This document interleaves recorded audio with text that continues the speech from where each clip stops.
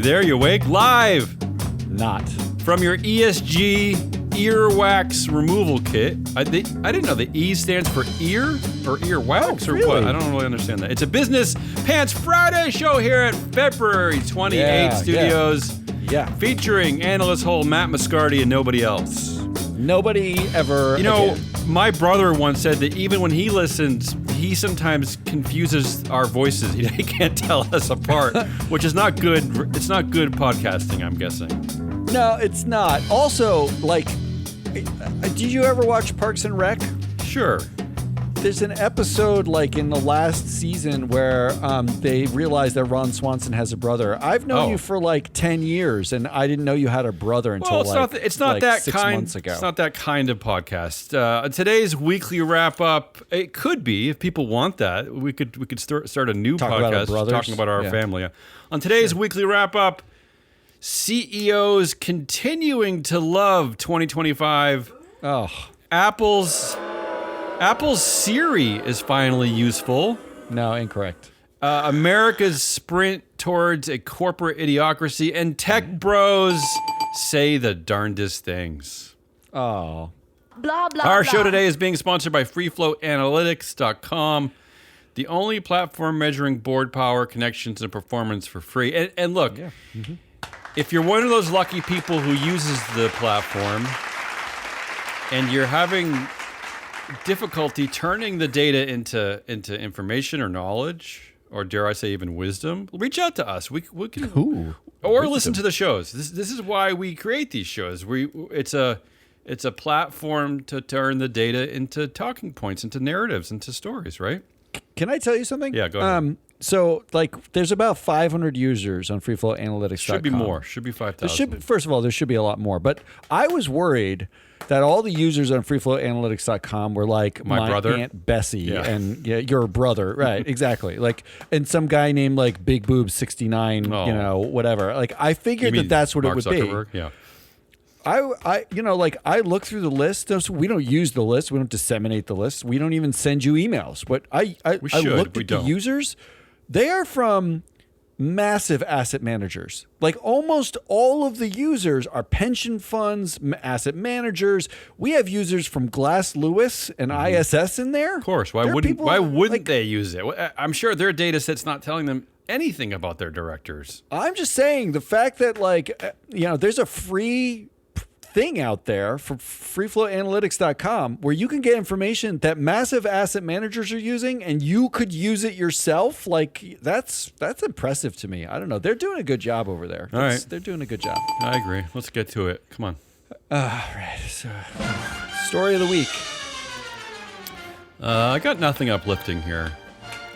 That's all right. I'm in a mood today. It's gonna be bad. And if we overlap for some of your assholes of the week, I can truncate my stories and you can cover it later. The first story I'm calling, is this the week, Matt, that the world noticed a shareholder proposal at a company, at a public company?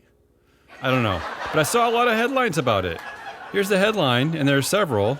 Apple's DEI program will live on following failed shareholder vote. Now, here's why I picked this headline. This is from foxbusiness.com, which has a lot of articles, of course, about anti-DEI stuff, right? Yeah, sure.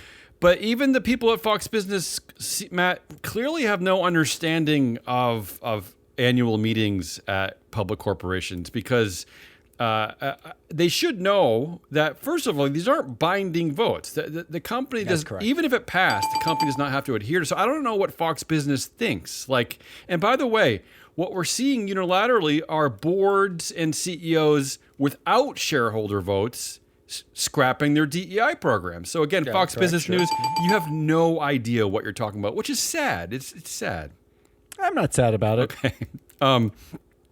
I will say that before I get to the second story, is that for those of you who think this is a victory, Tim Cook has already said that the DEI programs may change, which is, again, showing you the lack of force behind these shareholder votes. So even though they failed miserably, Tim Cook still is deciding, which is stupid.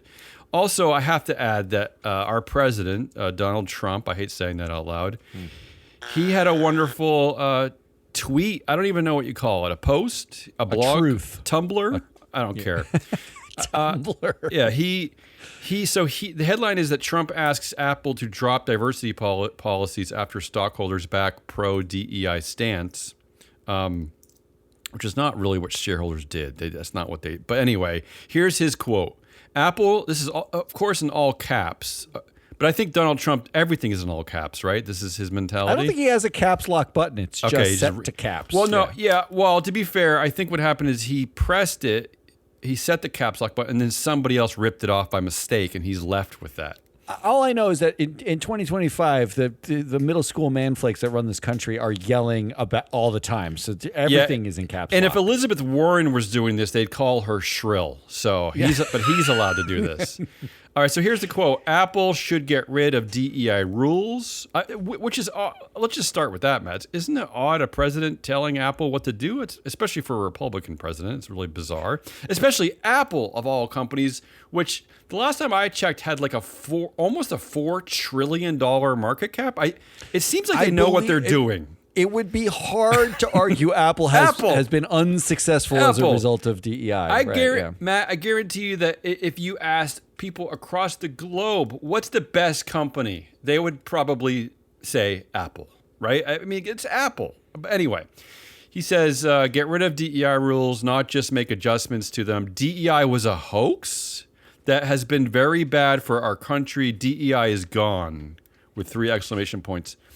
I don't really get the hoax part of that, and I don't get how it is gone. Yeah, and what does he mean? It's been very bad. Where's the data to support that? I mean, we've only had DEI for a few years, right? So data. You said the magic D word. I don't get how it's been very bad, and I don't really understand any of that. But I do want to say, Matt, that speaking of hoaxes, here's another headline, and this is from the company where Donald Trump was posting. CEO Devin Nunes made $47 million last year, while Truth Social parent company reported $400 million in losses. Yeah, that's the real hoax. That's the true hoax. There's a lot of money to go around because Donald Trump owns 52% of Truth Social, and his meme coin basically allowed him to pocket like several $100 million by himself. I want to start, though, with should we replace DEI, the acronym, with merit? Like, should we? Because we know from the data that the meritocracy, basically, if we followed some basic measures of meritocracy, true merit of some kind, it would be entirely black women running the country, right? Thank God, I'm waiting for that. Yeah, I've been waiting all my life. To get to the point, like in boards that people of color and women get to those positions, they have to be significantly more accomplished than sort of their white male counterparts, which would suggest that's an understatement. That Apple's DEI program, or the anti-DEI bandwagon, anti-DEI is really anti-meritocracy, right? Like what they're saying is we don't like people who are incredibly accomplished at their jobs, which gels with Devin Nunes being the CEO of Truth Social in the first place. It's also anti-capitalist, I would think, but that's a whole nother story. Sure. I don't know how I feel about that. I'm going to talk more about this later anyway. I'll move on, but I wrestle with the idea because I know a lot of people want to just stop saying DEI and ESG, but I don't know if I want to give up. I don't know. I'm with you. I get you. Yeah. I like tweaking people. Same with woke. Like I'm proud of I don't know if I'm proud of ESG. It's a data set. The ESG thing makes me laugh because it's just numbers. And they're not. That's correct. They're so not political. It hurts. Like you can use those numbers any way you want, but DEI and woke is clearly they're politically charged. To that point, there is a fund called the Vice Fund that uses ESG data and in the exact opposite way of like what people talk about ESG data. They only focus on companies that do poorly on ESG metrics. So ESG data is not just saving dolphins. It's literally there's zero ideology built into. I mean, I'll say 95% of the data. You know, there's someone somewhere who I'm sure is like collecting data that has like some ideology attached to it. Like built into some of the ESG data, the grand irony of this is religious data. And by religious data, I don't mean Sharia law.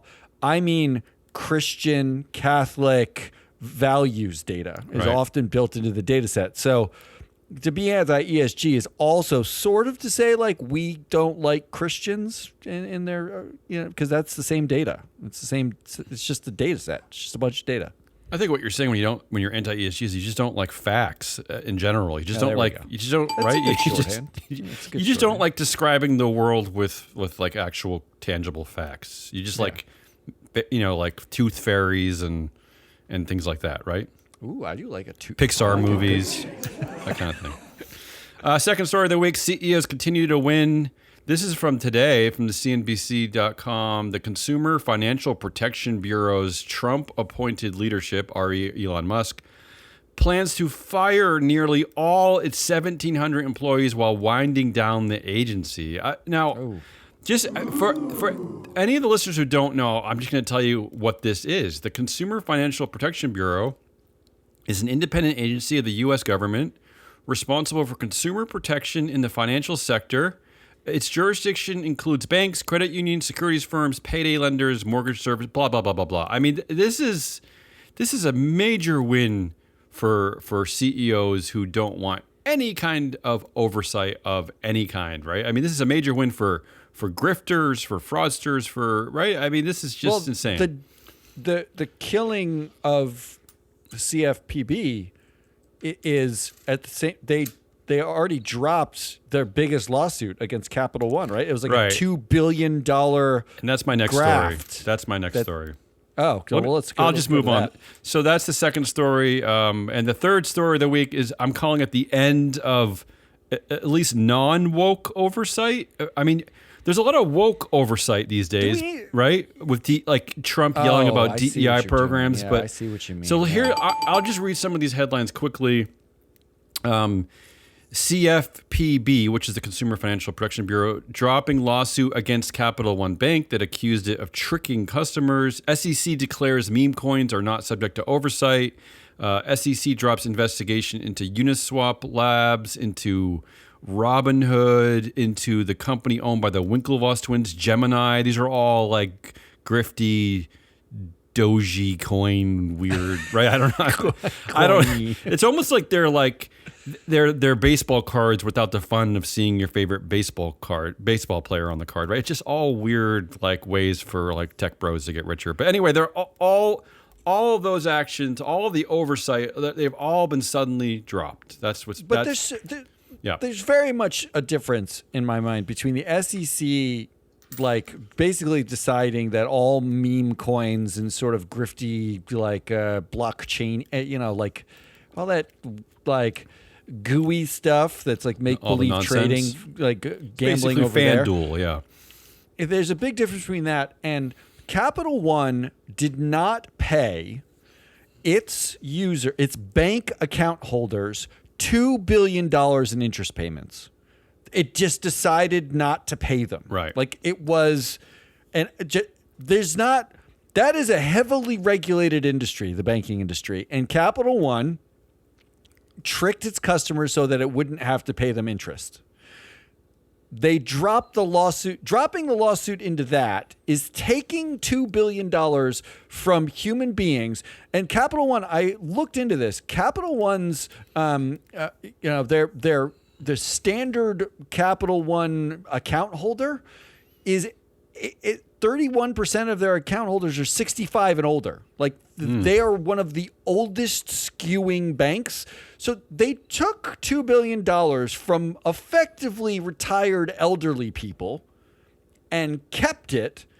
And this U.S. government said, yeah, nah, you can keep it. It's fine. The trick was good. Like, there's a big difference to me between that and being like, hey, like white middle schoolers in their mom's basement, like jokingly trading, Dogecoin. I don't know. They feel different to me. I will agree, except that my fear is that there are more and more young people who are using those tricky Dogecoin-y, Bitcoin-y kind of things as their ways of investing now. Like their ways of building their own personal wealth, right? So if they're being preyed upon, it's still somebody should be overseeing that, right? Somebody should be looking into it. Well, yes, I agree. It's almost become like a new non-traditional bank for a lot of young people. Is all this weird grifty stuff. I think it's different when you're talking about like Bitcoin and meme coins, right? Well, like, okay. And I think that's a parse that those people would make. Yeah. You're buying Bitcoin, it feels like in their minds it's currency, but you're buying a meme coin, it's attached to nothing. I mean, in my mind, they're the exact same thing. Like I'm old and I don't get it. Yeah. But I think for somebody, anyway, let's move on. I think, I get the point. I do think they're a little bit different. Well, all those headlines dropped this week, and finally, the fourth story of the week is I'm calling it another win for the oligarchy. Jeff Bezos announces the Washington Post. That Washington Post opinions will now exclusively celebrate the glories of capitalism. No joke. Yeah. And I think you're covering this later, but do you want me to read the quote now, or do you want to cover this quote later? No, you can cover the quote now. Okay. I mean, it's something special. This is nuts. An email from Washington Post owner Jeff Bezos. Everyone knows him. He's the Amazon dude. He's the guy who's basically like turned us all into addicted like addicts buying nonsense on his stupid Amazon platform, which coincidentally, Matt, today is is economic blackout day, but I'll cover that later. Ooh, that's fun. An email from Washington Post owner Jeff Bezos to the newspaper's staff is now saying the quiet part out loud. The newspaper will no longer tolerate opinions its billionaire backer disapproves of. Quote, I'm writing to let you know about a change coming to our opinion pages. And normally, Matt, I should add that publishers like Bezos never stepped into they never crossed the line between the editorial. I don't know about never. Okay, I shouldn't say never, but it was frowned upon. Murdoch's made this That's whole true. career. You're right. You're absolutely right. Let me go on with the quote. I'm writing to let you know about a change coming to our opinion pages. We are going to be writing every day. This almost seems like a farce when I read this out loud. We are going to be writing every day in support of defense of two pillars: personal liberties and in free support markets. Of defense.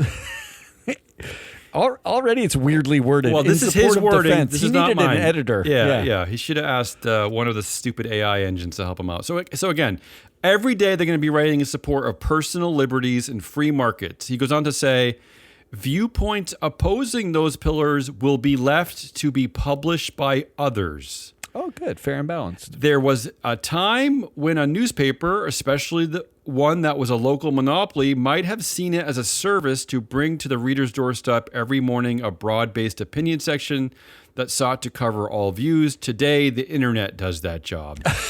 I mean, this is effing insane, because to think of who controls information on the internet.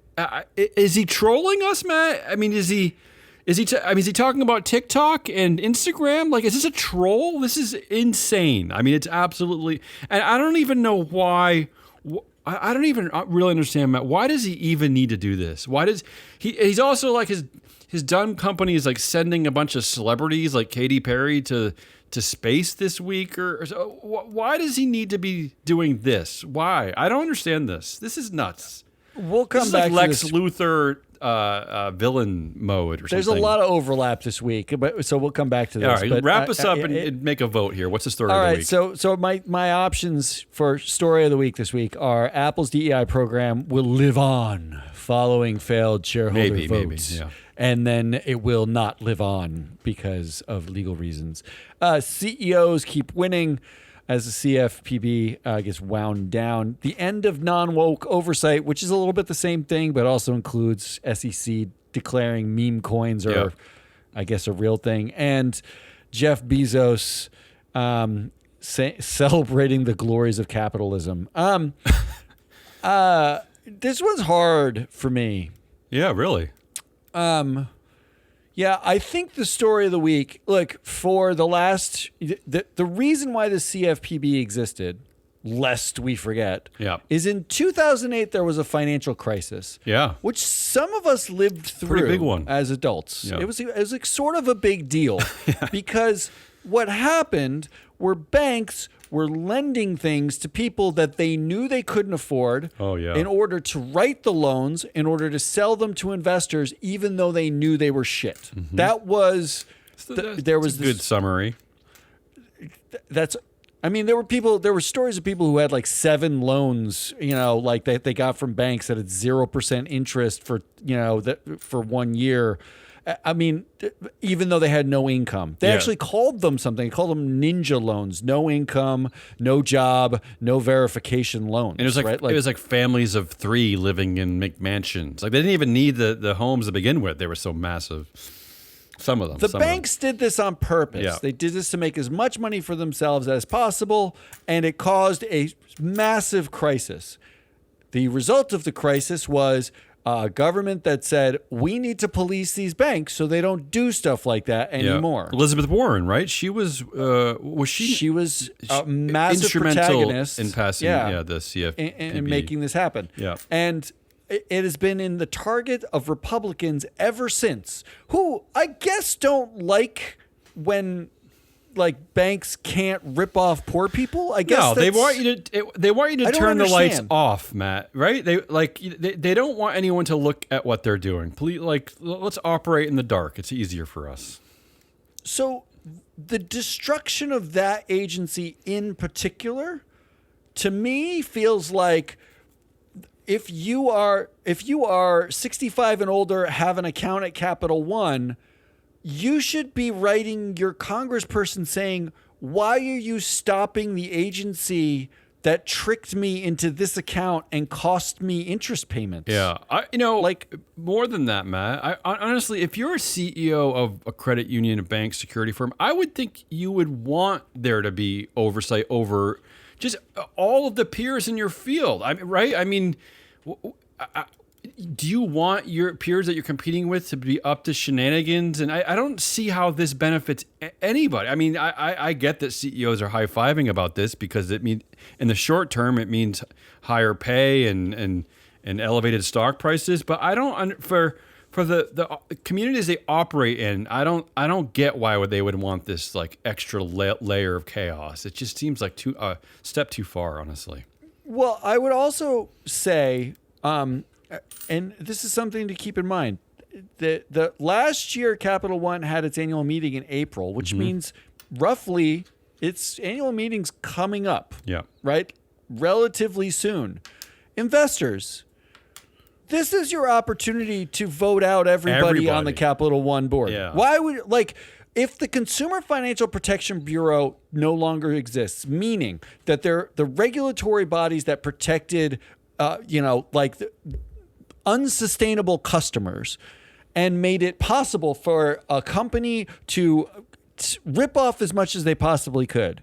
If that no longer exists, it's up to you. It's up for you to look at the people who run these companies and say, that is not sustainable. I am going to own this stock, not for the next 2 years when you will make all your money, but for the next 200. Hypothetically, I own the market and I own it in perpetuity. If you are a pension fund, if you're a massive institutional asset manager, if you are a passive holder, this is your opportunity to step up and say, that's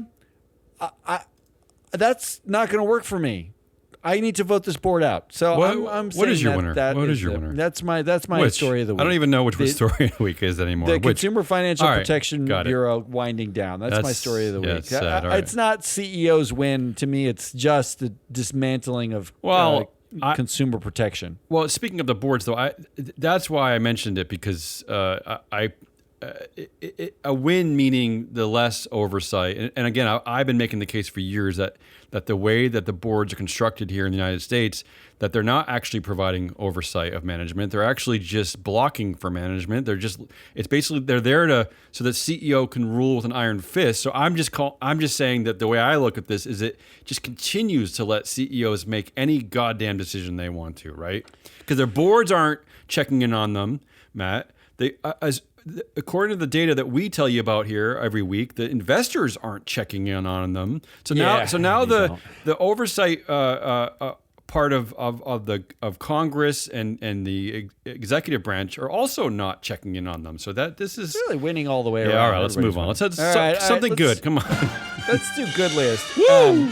This is going to be much faster and shorter. Good. Go ahead. Let me go first. I found one place, of all the places in the world, where would you think that there's like a race to have better clean energy goals? Like, just pick a place on Earth. California? Where would you think? New Mexico? No. How about this? Vietnam triples its clean energy goals, aims to get 16% of its power from solar. That makes sense. Now, 16% isn't a huge percentage, but tripling your energy goals is triple. And then they can triple that one day. So they can triple the 16%. I mean, how is it that Vietnam is putting in place energy plans to have solar farms and triple its clean energy goals, and the rest of the world can't figure this out? They're saying that like the energy transition is costing us GDP. Well, Vietnam doesn't seem to think so. So that was one of my good lists. Good for you, Vietnam. I like it. That's it. That's mine. That's the I only have a one. second one. Okay. I have a second one, but why don't you do one, and then I'll do my second one. Today is Economic Blackout Day. Here's the headline: Boycott Amazon, Walmart, and others for a day. The People's Union USA wants people to forgo fast food, skip Amazon, and keep their wallets closed on February 28th. I don't know what the significance is of it being today, and I'll be curious to see if anybody cares and what the effect is of this. It might be minimal, but I felt like I had to. I like it, and I felt like I had to report on it since it is technically today. And I will tell you, Matt, so far I have not bought anything from Amazon, Walmart, or any fast food. So I'm winning. Neither have I. I'm part of it. I'm winning. I guess I'm accident. Although, in fairness, I don't buy anything at any of those places any day. Really. Well, I should admit that I was an Amazon subscriber. I have canceled my membership. It actually but it's an annual membership, so it's not over until May. But I don't go to Walmart, and I'm not really a fast food guy. But yeah. Well, nobody tell my wife because I thought you canceled your Amazon subscription. I thought you didn't do that. We do. Anymore. We don't have Prime membership anymore. Right. But I do wonder how many people, if they were like knew this day was coming, and like, did they buy more yesterday? Basically, buy much yesterday. People just stop buying stuff. All right, here's my ironic one. This is ironic, but it did make me smile. Here's a headline: Fire Festival 2. Has no lineup, no location, and no actual date, but mastermind Billy McFarland insists it's still happening. Oh, yeah, he should baby, work for Fire Doge. Yeah. Festival. Perfect. Doesn't it, just for context sake, the first Fire Festival, the one where Billy McFarland got a whole bunch of people to pay a whole bunch of money to ship them to an island where they had to pay to get there, and then put them in tents. Yeah. They had no food and no bathrooms and no actual performers. That it ended up as a Netflix documentary. That's how bad it was. And he went to jail. He was in jail. I didn't realize that. For the fraud. He's out of jail now. He was, but the whole thing was so bad. Now there's a second one. The first one took place in April, May of 2017 during the first Trump administration. Oh, I get it now. Yeah. I love the symmetry of Trump 1 was a Fire Festival 1. Trump 2 is Fire Festival 2. I love it. And my second good list of the week is this headline: iPhone users spot bug that types Trump instead of racist. So I don't even know I don't know the follow up to this story. And I had read reports that Apple was working to fix this, but where does that mistake come from? So what happens basically when you use any phone now? Sometimes it gives you suggestions. No, it will. I don't even know how does this work. Like, so you type in the word racist, and the app will turn it into Trump. Is that what they're saying? It's not like it's giving you a suggestion for Trump. It's just turning racist into Trump. It must be doing somewhere like that. Like in none of my texts. Where does this come from? I don't know, but no, I guess I don't write the word racist that much in text, so I wouldn't even know. I do on these shows. I have a lot of racist friends. I talk about it on these shows because we cover the anti-DEI movement, but I don't do it in my personal life a lot. No. I mean, how many times do you text your friend and call them a racist? I don't think that don't have those like kind of often, friends. Thank right? God. Yeah, I'm lucky. So, all right. So I think the winner is probably the iPhone. Although fine. Vietnam is close. Vietnam. Let's go for Vietnam. Let's celebrate solar. Okay. Let's celebrate solar. All right, moving on. That's celebration. All right. of the week. Let's do assholiest. Look, I'm not going to rehash things that you've already talked about. There is a lot of overlap this week. I will start with Apple. Apple. Yeah, I know it's in the production notes. It's the second one, but I'm going to start with it. And I'm going to start with it, like, actually, my asshole is a guy named Apple. The story around Apple investors block push to drop DEI, right? Yep. My asshole, though, is a guy named Stefan Padfield. Ooh. He's a white male executive director at the National Center for Public Policy. It's shocking they have a white guy there. I didn't realize. Yeah, go ahead. I found out actually through his own bio that he was actually an immigrant. Ooh. And got a green card.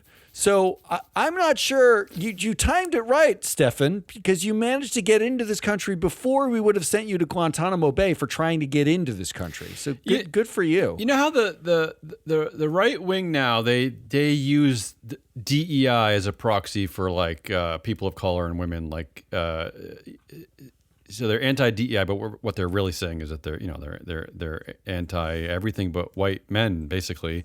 Correct. Maybe we should change the immigrant. That word is confusing. Like if it's a white immigrant, right? Like if it's a white immigrant versus like a brown or black immigrant, maybe we should change because it's just too confusing, right? Because you're saying Stefan he's a good immigrant. He's an okay immigrant according to Doge. Is that he's all right?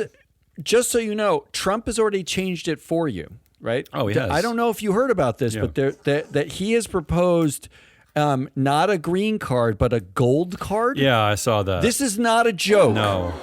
He's proposed a gold card where the quote-unquote good immigrants can pay $5 million and immediately get access to this country. Yeah, and he's oddly tying it a gold card.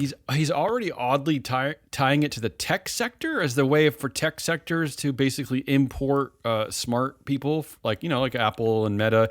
And I was thinking, at first I was like, that's crazy and stupid and horrible. But then I thought, the huge golden hello packages they give to executives of these companies, $5 million is actually pretty cheap, right? For if Apple wants to buy a coder. I guess if you're only getting an executive, that's true. I don't think they get golden hellos. But I will say this. The reason why I chose Stefan Padfield. Yeah, go ahead. He is an executive director at NCPP who filed the shareholder proposal called Cease DEI Practices. Mm-hmm. Here's a quote from Padfield. He wrote, quote, "The vibe shift is clear. DEI is out and merit is in." The vibe shift? Does he have vibe shift? How do you measure vibe shift? Is it like a spectrometer or thermometer? Like how does one?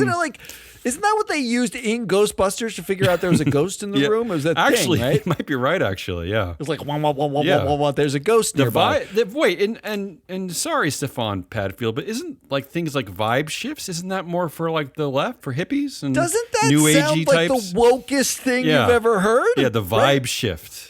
Vibe shift. Although they don't dwell on things like data and facts, so I get it. This is the new Republican Party does do things like vibe shifts. I love it. Yeah.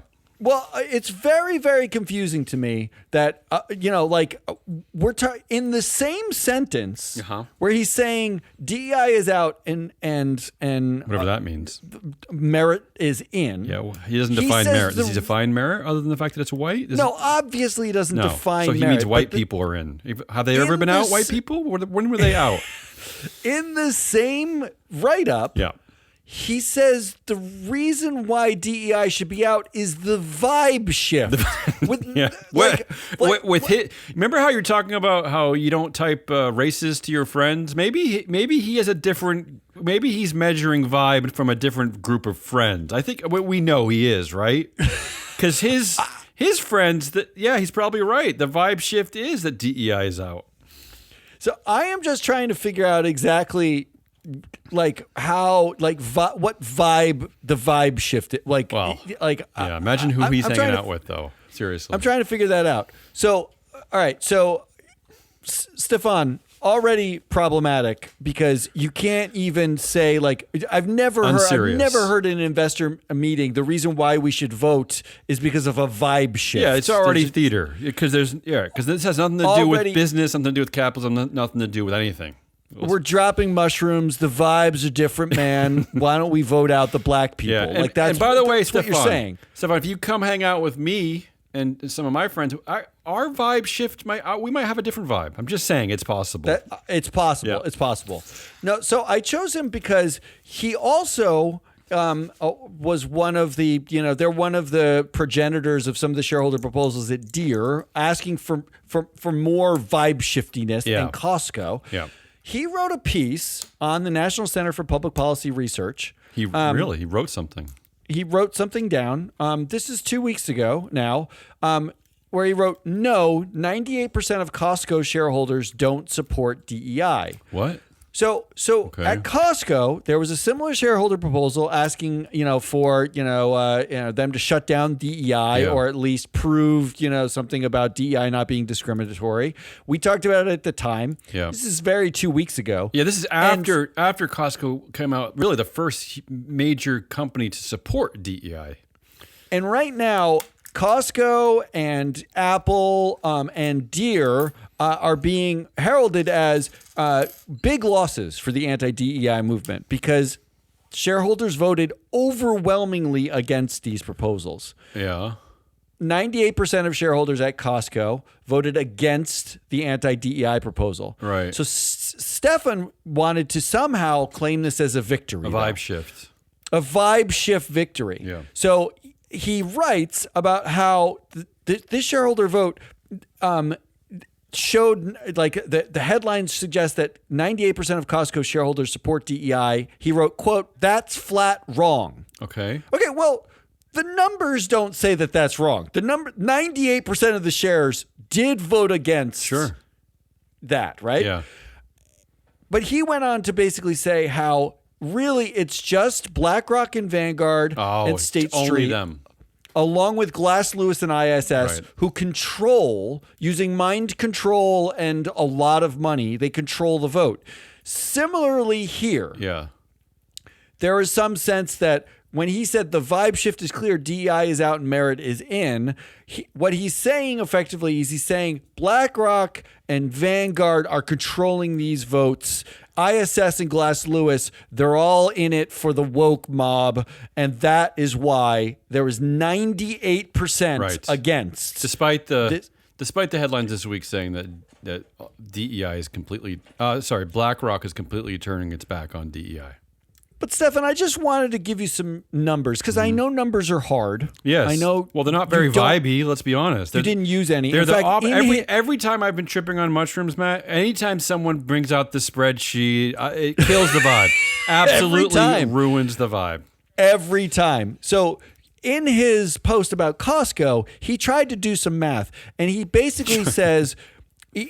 I'm not kidding. He says, really, the problem is the big five, BlackRock, Vanguard, State Street, Glass Lewis, and ISS. And then he says, quote, while difficult to calculate precisely, the combined Costco votes attributable to this big five, either directly or indirectly, is likely over 50%. Oh, God, these are a lot of fuzzy, hazy ideas, yeah. I know. This is where the math gets hard. Yeah. So I did the math at Apple so you don't have to write this, Stefan Padfield of NCPP. The top 10 investors in Apple own 31% of their shares. Okay? That's the top 10. Okay. They likely do or they do? No, they do. That's 10 is one number. That's 10 investors. 31% is a second number. Okay. Apple is the company. Okay? Sure. Yeah. Vanguard and BlackRock own 16.8% of Apple in the top 10. They are the 13G filers. Mm-hmm. They are the big filers who now are not allowed to, if they hated DEI, they can't, thank you to the Trump administration, ask the company to get rid of DEI because that could be exerting pressure and they would have a new regulatory burden. They would have to be seen as activists. Could they? Thanks to this SEC. Okay. Now, if they're having lunch with one of these companies, like say Apple, could they write the message on a note and put it in a fortune cookie and give it to? Is that allowed? If sitting at lunch, they pass a napkin that says DEI with a cross and X through it. Yeah, is that allowed or not allowed? That is considered activist investing now. What if there's ketchup already on it's a used napkin, there's a little bit of ketchup crust on it. Does that count? That one would have to go to the SEC for adjudication. But nobody works there anymore. Yeah, go ahead. But there's no one there to actually look at it. So let's be clear. 31% is the number of the top 10. That's actually lower than at most companies. Apple is an incredibly widely held company. Yeah. At $4 trillion and there are 8 billion shares of Apple out there. Wow. There's a lot of people who have it, okay? In the top 10 include 2 European asset owners, Norgis, who votes against management routinely. They also said no to this. Right. And UBS is in there. These are all places in the top 10 that had stewardship teams, some of which we know do not, we actually know the people in the stewardship teams, they do not vote ISS Glass Lewis. Mm-hmm. They don't, that's why they have a stewardship team. They create their own policies, they engage, they vote their own policies. They should buy the data at freeflowanalytics.com. So this is a long way of saying, Stefan Padfield, that you really need to shut the fuck up with the math. Well, I could have told you that, lost this in the same way that everyone asking for climate change stuff 10 years ago lost incredibly badly. Yeah. Investors vote with management. Management said vote against this. They voted against this. That's largely the story here. You don't have to try to spin this as there's a conspiracy where BlackRock and ISS made sweet love and told Tim Cook, we're gonna have a gay orgy at Apple forever, and we're gonna only hire black dudes named Gus. That sounds like America. That sounds like America. I know. That's not what's happening here, you asshole. Yeah. The number of shareholders voting against it was 98%. And really, Stefan Padfield, if you should consider yourself lucky, because based on the precedent of what happened last year at Exxon, these companies should be suing you out of existence, right? They because this, you're getting basically 1% of all these votes. You're doing it every year. Shouldn't Darren Woods be suing them, Matt? Yes. That is the best thing you've ever said in the history of saying things on this show, I would say. Thank you. Why isn't Apple suing the National Center for Public Policy for being a nuisance, for being a mosquito? They don't even own the shares. A racist mosquito. They're only doing this on behalf of somebody else who owns the shares. In fact, we talked about in a show a guy that they used named Wayne, who we can't find on the internet anywhere. I didn't find him on a public record, on a voting record, on a mortgage record. Wayne may not exist, and they're using people like that. When does Apple sue NCPP saying this is actually outside of scope? If it's okay for Darren Woods to sue Arjuna Capital, who is an actual shareholder in the actual company, why can't we sue NCPP, who doesn't own any shares, for doing this? Yeah, that's excellent point. I mean, are there more assholes of the week? Because I'm ready to vote. Are there more? Well, there's 2 entries? More, and they're fast ones. All right, go ahead. But I do want to say one last thing about Stefan and NCPP. Apple, the DEI vote at Apple actually got, this is called math, Stefan. It got 37% fewer votes than the average vote against directors. Ooh, that's bad. That's horrifically bad. They vote for everybody. I mean, this is their votes are almost worse than the vote for the accountants, right? For right? Yeah, for those the auditor. Are about 98%, 97%. These are even worse than that. You're basically on par with audit level indifference. That's where you are. Okay. What the investors are basically telling you, Stefan Padfield, is they're basically putting a rubber stamp on your forehead which says "Shut the fuck up, racist." Or I guess at Apple would be "Shut the fuck up, Trump," because they changed racist to Trump. There we go. Yeah, there we go. There we go. Well done. All right. Moving on. 2 more assholes. Yeah.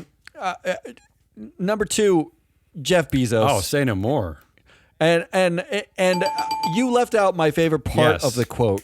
Okay. He said at the end of this, quote, "I'm confident that free markets and personal liberties are right for America. I also believe these viewpoints are underserved in the current market of ideas and opinion." Come on. What are we doing, Jeff? Underserved? Has he finally outed himself as just an idiot? Is that what we're doing? What are we doing Have here? you read anything anywhere, Jeff Bezos? Yeah, not to mention that the top 10 billionaires in the world basically control what percentage of the wealth? It's a staggering amount of wealth they control. So I think they're served. I think we're served. The top 10 billionaires in the world control a staggering amount of what we see and hear. Yeah, not only just actual. You're right. Not only just actual wealth, but actual information. Right. I mean, X is owned by Elon Musk. Yeah. Zuck owns Instagram, WhatsApp, and Facebook. Right. Bezos owns the Washington Post and Amazon. Like most of the information we get, Jeff, you're insane. Oh, this is directly from the top 10. Now you're making this hard for asshole of the week. What else do you have? The third option here is a bit of it's a weird one to me, but I'm going to blame, and this isn't really of the week, except that the story this week really put it over the edge for me. I'm going to blame our current state in America on the WWE. Okay.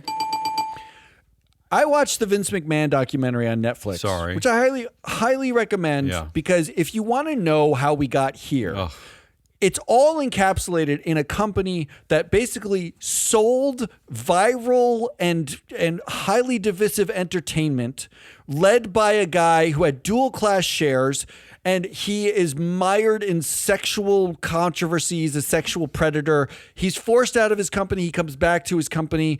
It's nepotism everywhere. Everything you can think about is basically the administration that's running this company. Well, deep misogyny, like constant dunking on like the other, like the storylines in the 90s in the WWE are unmentionable today. Yeah. Right. Like it's literally a constant set of gay, LGBTQ, rape jokes, misogynistic jokes. Not to mention just the constant violence, but of course that's part of wrestling. Yeah, permanent violence. And what you've left out of that, Matt, is the fact that it's a world that is meant to represent reality. It's not actual reality, but it actually takes many people's a bit of time to understand that these matches aren't real. They're like it's faux sports. It's simulated sports. It's supposed to be exaggerated reality, which is the time we live in now. Which is what 2025 has become, because as we just mentioned,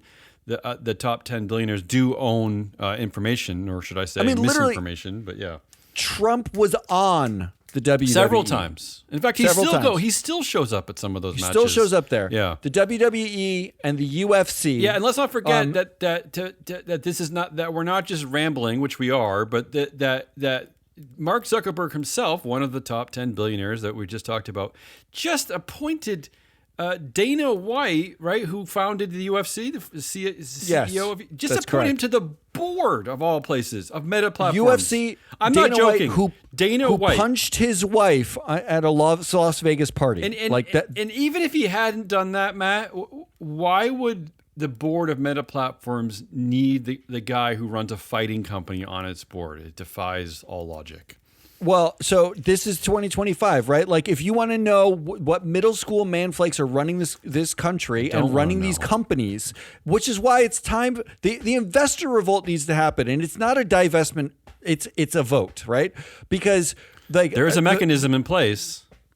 Dana White is now on the Meta board. Linda McMahon is running education. The wife of Vince McMahon, the founder of WWE, is running the education department in the United States now. And Matt, on the aforementioned board at Truth Social, the Trump media company. She's on that board. On Truth Social. Yeah. She's a board member at Truth Social. Yeah. And here's the headline I saw this week. FBI Director Kash Patel wants the UFC to train agents. Yeah, I didn't know. I thought we were full Idiocracy when I saw that. I don't know how many of our listeners have seen the Mike Judge movie Idiocracy. He made it in the early 2000s. Now it reads like basically an encyclopedia. Like it seemed like a high level of satire back in the day, but now it's basically a blueprint of what America is becoming. And when I saw this headline, Matt, it really triggered me to think about that movie, because in that movie, the president of the future, this is like talking about the future of America, was a former wrestler, right? I mean, yeah, that's right. Who would drive around on a big motorcycle and give the middle finger to the adoring fans. But yeah, the FBI director wants to use the UFC to train. I'm completely lost. I want you to just think about, we talk about like the culture of management all the time, how the culture sets the tone, how the board and the executive team set the tone for a company.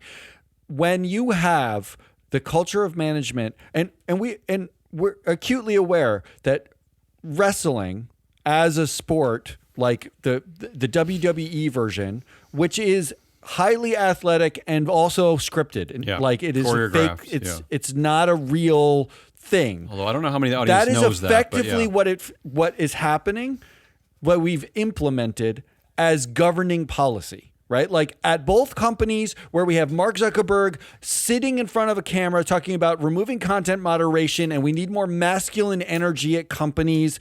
And we have Elon Musk, who has a board that is entirely captured to him, who is out not running any companies and just firing people in the government instead, such that the story about Verizon is likely to lose its contract with the FAA to get replaced by Musk's own company. We have middle school men running everything. With no expertise, by the way. The perfect encapsulation of that to me is WWE, where you watch Vince McMahon, who was the CEO of a publicly traded company, on stage making jokes about having sex with his own daughter, doing some of the worst, most heinous things, all in the name of entertainment. And now we have Kash Patel, the FBI director, thinking, you know what would be great if our force of defense learned from middle school men pretending to fight for real in cages and punching each other, or the joke's on us. The joke's on us.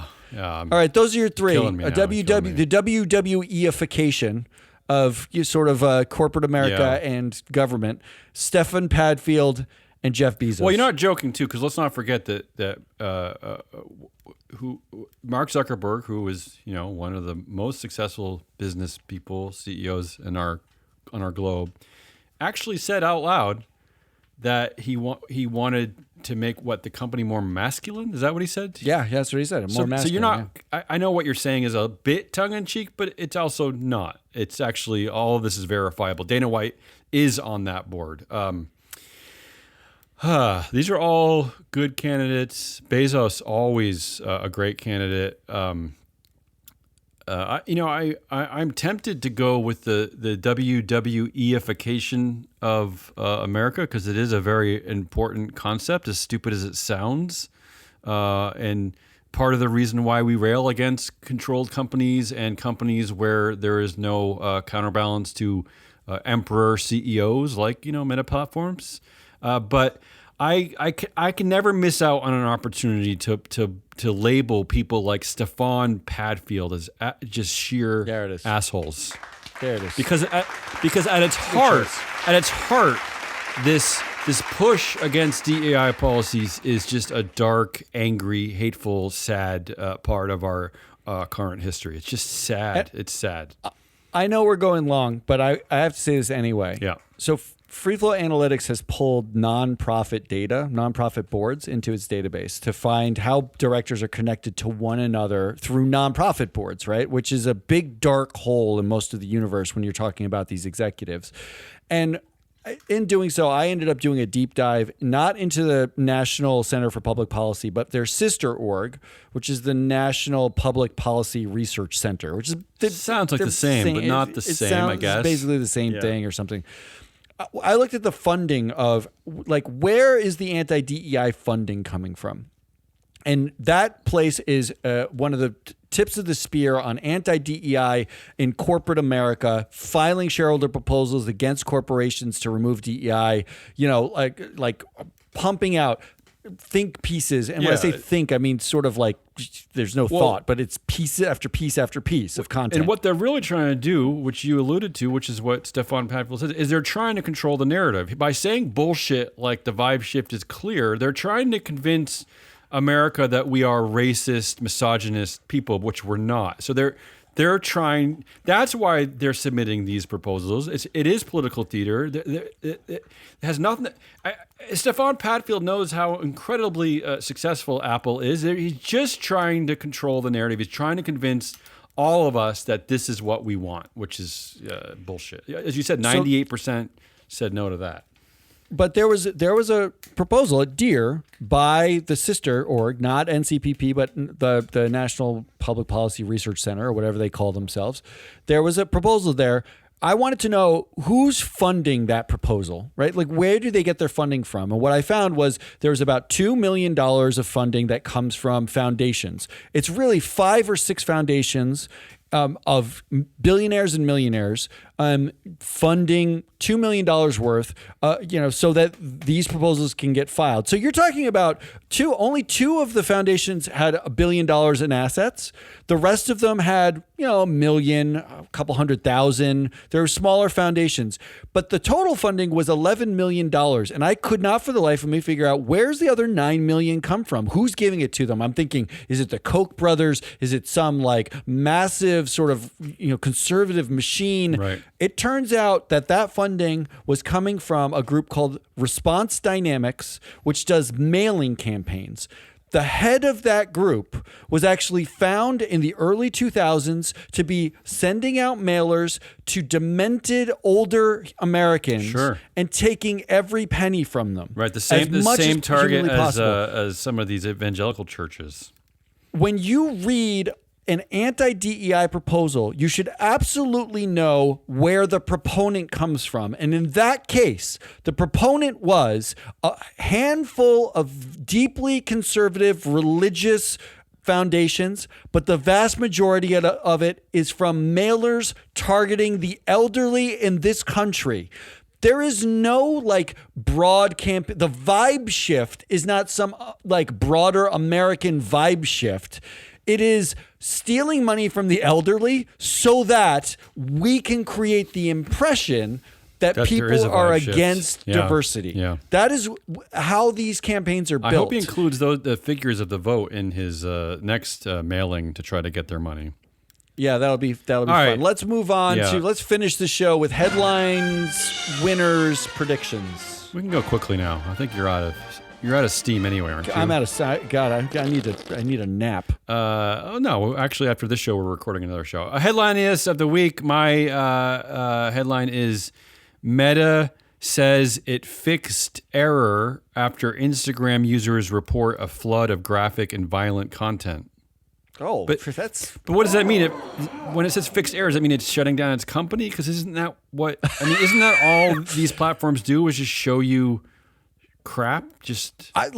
What do you think? Is there one switch that's show them porn, take out the porn? Is it like a Isn't number? that switch always on, Matt? I mean, it's I basically see. Every time I open up TikTok, that's basically what I see. Or it's like line 1273 of their their code where somebody was like, "Oh, sorry, I did the accidental graphic content switch. I turned it back on. I'll turn it off." How does one? What is the error there? What's your headline? I think the error is you fired everyone who does content moderation. That's true actually. My headline is the week, and this made me smile because I just find it it's like he suddenly has he's in a relationship and he's just realizing this about his partner. Sam Altman says OpenAI's new ChatGPT 4.5 is more emotionally intelligent model, but warns that it's expensive to train and run. It just felt. Doesn't that feel like is this his way of asking for more money or something? Or No, it feels like he's in a new relationship with somebody, and they're really amazing. They like to go out to nice Lobster, and But it turns out they like going out. They want to go to Paris. They want like to travel and stuff. They're expensive. It's like he's talking about it like he just got a new lover. They could just fold. Sam, why don't you just fold the company? It's cheap to fold the company. Yeah. All right. There's no winner to the headline this week. All the headlines stink. Who won the week, though? Mine is simple and obvious from everything we talked about. Sadly, Matt, it is grifters, hustlers, con artists, con men, scammers, just fraud in general. Fraud. I don't like that as a winner. Well, I'm sorry, but it's clear that's the winner. Yeah. What do you got? You're a downer. My winner this week I'm the downer. Yeah, you're the downer. My winner this week is Ron Sugar. Ooh. Congratulations, Ron Sugar, who got 94.4% of the vote in favor of his re-election at Apple, which, by the way, very close to how much the cease DEI vote got crushed by. Very close. But he got brought in 94.4% of the vote, despite the fact that he's crossed the age. Yeah, he's breaking the rules. He's breaking their own Apple governance rules. Twice. Yeah. 2 different times. Why have the policy? No one cares about him being old. He's still winning. He's winning. Apple, just get rid of the policy. Yeah. Yeah, he's winning. You got a prediction? I got a long prediction. You want me to go first? Yeah, go first. And this is it's. I shouldn't say it's funny, but I didn't look at what your stories were, but there's some definitely overlap from your screed against the WWEification of America. So this is direct overlap here of my prediction. Donald Trump's new Department of UFC or FBI or Doge or whatever it's called performs a mandible claw on Senator Elizabeth Warren. Now, I want to tell our listeners what a mandible claw is. And Matt, again, it's a great coincidence that you were talking about WWE from the 90s. But this is what the mandible claw is. This is real. This is from a publicly traded company. There was a wrestler named Mankind. For real, yeah. Mankind. Of course, his name is Mankind. This is really his name. And this was his finishing move, which means that this was the move that Mankind would do to end the match, to win the match. So the opponent would be. This is all real. Except, of course, it's not real. I don't like any of it. Not real. Yeah. Welcome to 2025. The opponent would be staggering around all dazed, but not enough to follow the ground. And Mankind would see his opportunity. He would reach into his underpants. Matt, this is all real. Don't like this. He would reach into his underpants and he would pull out a sock with a face on it called Mr. Socko. This is all America. And I'm glad that, again, that's called Mankind and the sock also is gendered, Mr. Socko. He would put it on his hand and he would stick his hand in the other guy's mouth, thereby choking the other guy to end the match. This is real, Matt. And again, now the FBI is using this company, and now Dana White is on a board. It's crazy. Hey, it's unbelievable. Is this what Kash Patel wants to teach the FBI? Should they, should they Mr. Socko everybody that they arrest? As long as it's a man shoving his hand into like a DEI person's mouth, then I think we're fine. Should we call Kash Patel Mr. Socko from now on? It feels like. All right, mine is much shorter and less interesting. My prediction is the voting against director movement will take off this does that mean season. That we're going to raise $11 million in revenue to support our company? No, it does not mean that. It means generally the opposite of that. But I do think, I'll tell you this.